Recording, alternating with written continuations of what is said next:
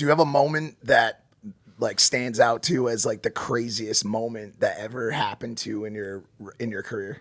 Dude, I make you a list. But like, I'll give you an example of just something that one time Rock, Kurt Angle, and myself were in a storyline.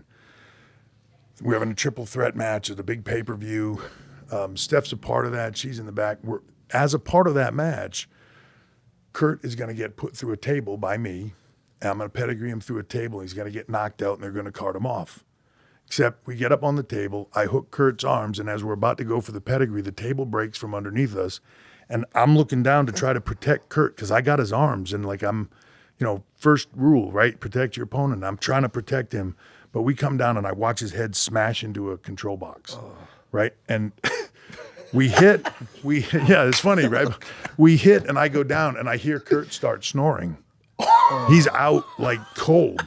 So I put my hand on him. I go, Kurt, you okay? And he wakes up and he starts trying to get up and take a mouthpiece that he doesn't have in out of his mouth. And he's like trying to get up. So I grab him by his straps. I pull him down. I said, dude, don't move.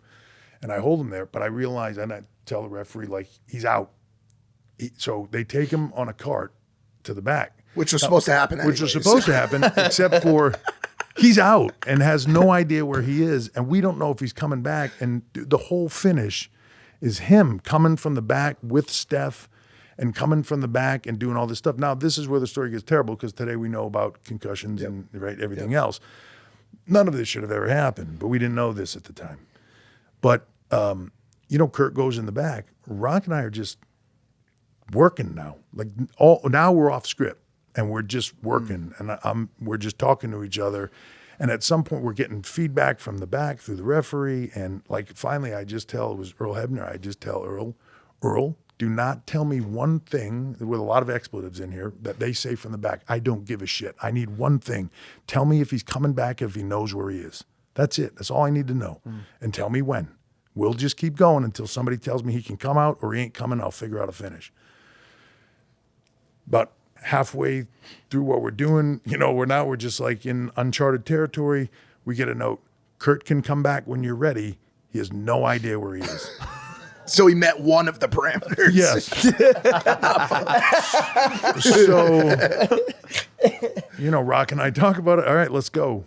Here comes Kurt. We see him coming. Steph has him like a kid, like walking him down the ramp.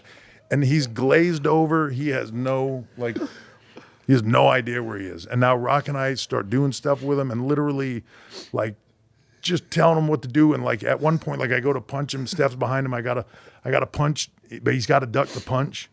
And I'm going to hit Steph. And he can see me rearing up, but he's just looking at me I know he is not ducking. I grab him by the neck and I pull him out of the way, so I can hit Steph.